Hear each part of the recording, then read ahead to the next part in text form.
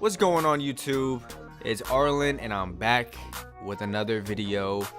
Hope you guys are doing well. I'm doing well. Everybody's safe, just staying out the way, staying tucked, you know what I'm saying? I'm using my babyless liners to make the ball line. I'm using these ones in particular because they are my balding clippers, because they're not as sharp. So I make sure that the ball line is straight, and because I'm not really going too high in the back because I want to keep the shape, especially in this afro taper. So just keep that in mind, you guys. Shape does matter.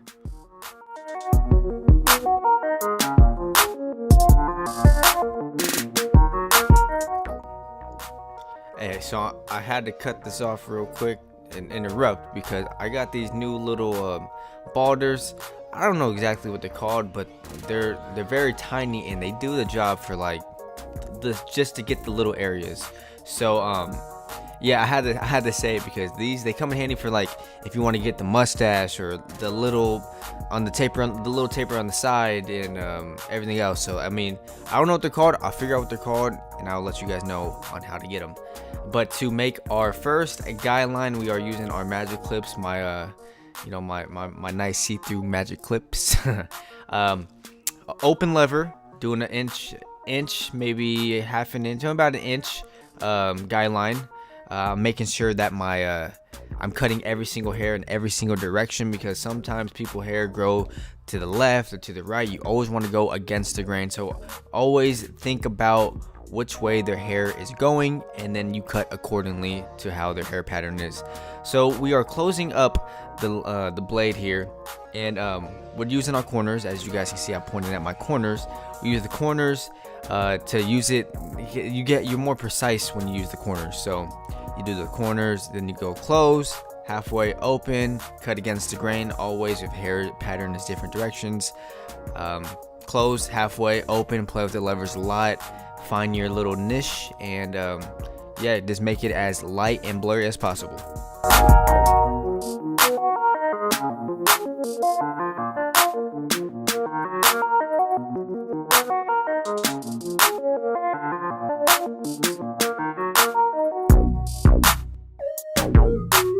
So on the next step, we have our number one guard on our magic clips, the red guards. I don't remember where I got them from, but they're basically just the same as the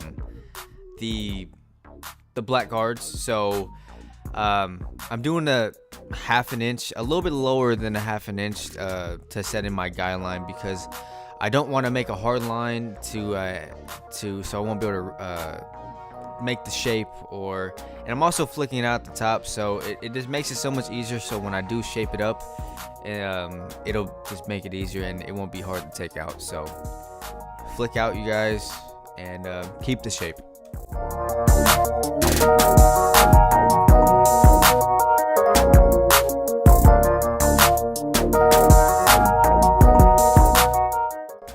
So now we're going in with our 1.5 guard right here.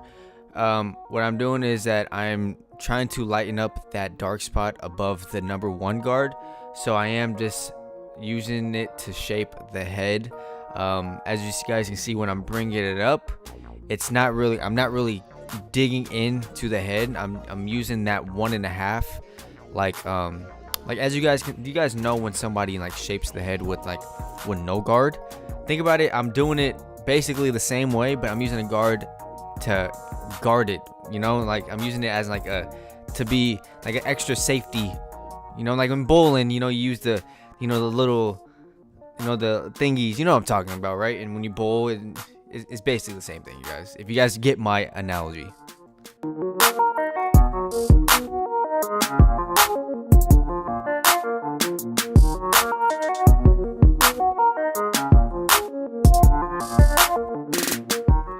So now that you guys can see that I shaped it in nice and neat, we're gonna be coming in with our 0 guard. You always want to brush the hair down, especially with coarse hair, because their hair is very curly and it curls up when you put the guard through the hair. So you always want to swipe, and then brush, swipe, and then brush. Always do that so you can see which hair you are cutting, and it makes it's like when people do a tattoo, when they do the ink and then they wipe it off, you want to see what you're cutting and you want to have a good visual of what you're doing. I mean, that makes it easier for everything, in anything you do. So we use a 0 guard. We're doing we do open just to lighten it up to see what our guard does, and then we do a close, and then halfway, and then you play with the levers a lot to however you want it to look, So I mean, obviously you want to make it blurry, so just do whatever you can to make it blurry. Use the corners a lot, especially in tapers or in general. So yeah. And also, I say this way, I'm cutting his hair to the left because his hair grows that way, So you always want to do that because it makes it so much easier. It makes it look more cleaner when you cut against the grain instead of cutting it just straight up.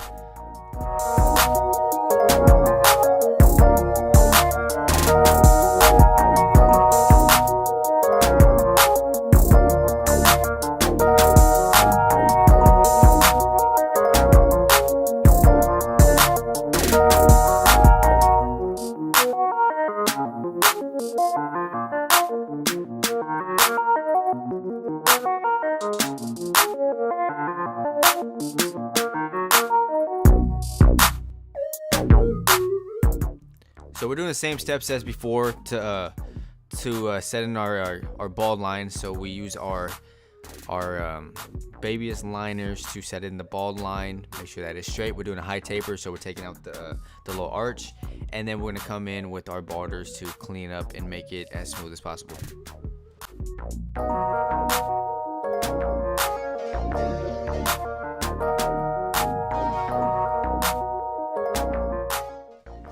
So on the side taper, I'm going to be using a different clipper. I'm going to be using my seniors, but here's the catch. My seniors with the Andis Master blade on it.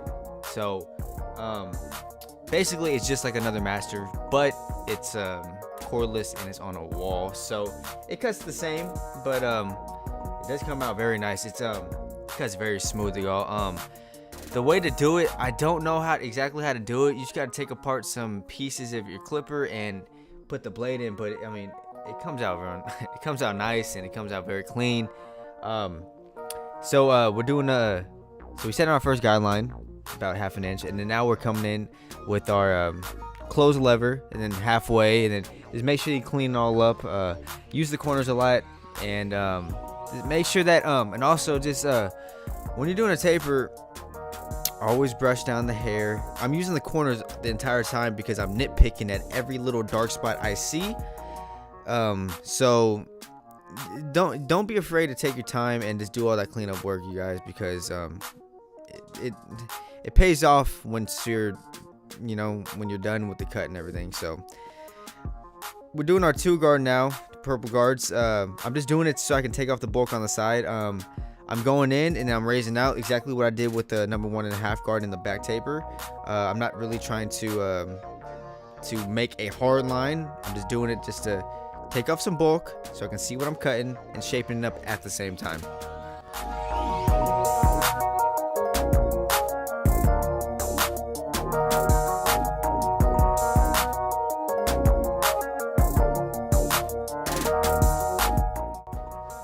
So on this part, we are using our number 1 guard to just to take off some light or some dark spots on this taper right here. So we did use a number 2 guard, so we know not to go past it because the number 1 is obviously a lower number, and it would just make it a lot worse if you went higher. So we're just picking out all the dark spots. We're using the corners, playing with the levers a lot, and make sure that you brush down.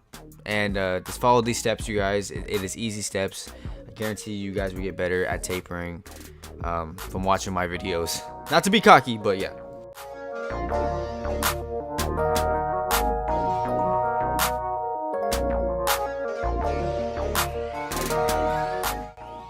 So now we're gonna do our number 0 guard, and we're just gonna take out that bottom last piece of the hair on the taper, so that way it'll just all come together and look more smooth. We closed it up, and then now we're just playing with our levers, using the corners, brushing the hair down, just trying to eliminate all the dark spots as we can. So yeah, just be careful, especially on tapers, because you want to keep it in that general area. You don't want to go too light on, you know, around the ear, or go too high, while trying to keep a good shape. So just if you follow my steps, you guys will see.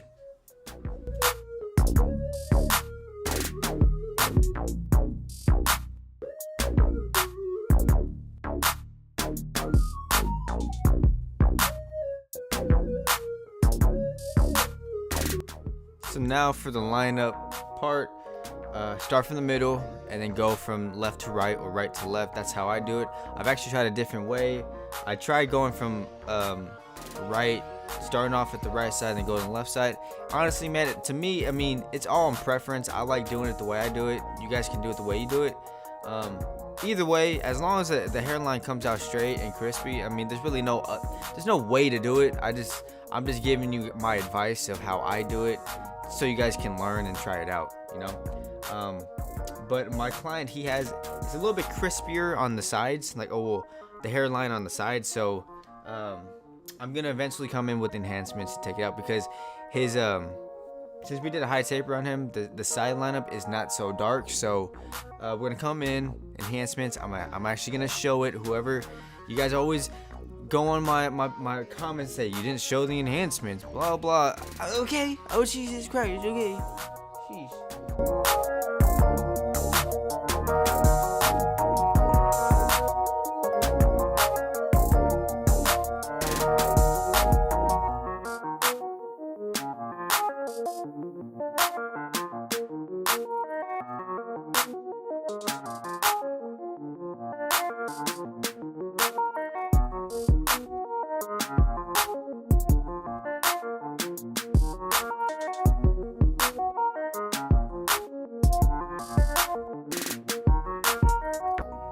So for the enhancements, we're using the paint. I don't know what it is. I think it's like Kiss Express. I think that's what it's called.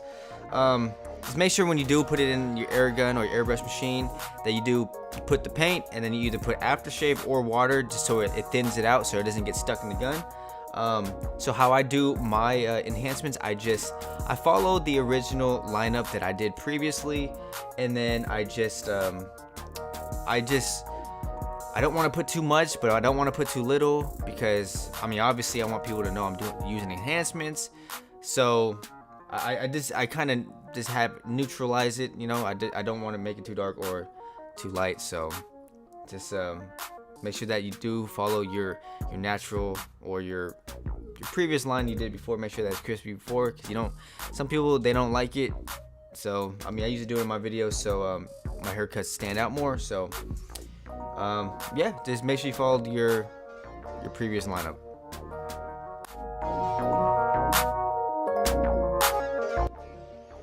So right here, I never really showed you guys me doing like the pencil little ash looking mark on the hairline. I've been just doing it recently, and I actually like how it comes out. So I'm using I don't know what the brand of the pencil is. I think you just type in on Amazon or something, just put like hair pencils or hair, yeah, something like that. But so we're just following the hairline and everything. The reason I do it is because, I mean, honestly, it really makes the hairline just pop out. Just think about it, when a girl does their eyebrows, they put that white stuff around, the edge, or the little stuff around the edge to make it more pop. That's basically what we're doing to the hairline right here, just make sure that because it makes it look way crispier. You guys will see in a second when I'm done with everything, so stay tuned.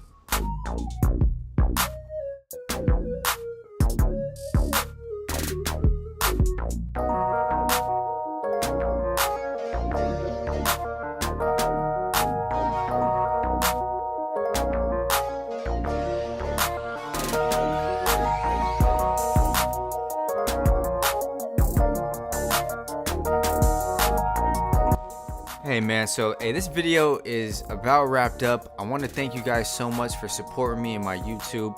I know I've been dropping a little bit more consistently than usual than before previous months or years. So thank you guys a lot. I mean, it really does mean a lot to me. I'm up to I think 8K now in subscribers. I never thought I would even make it to 1,000 or 5,000. I mean, it's just getting bigger and bigger, and I couldn't have done it without you guys. So if you guys do not follow me on my socials, my Instagram is at the top left. And please hit that thumbs up, like, comment, and subscribe. It'll mean a lot to me. And put that post notifications on for your homeboy, you guys, so you see when I'm dropping daily or weekly. So stay tuned. This is Arlen. I'm out. Take it easy, you guys. Stay safe.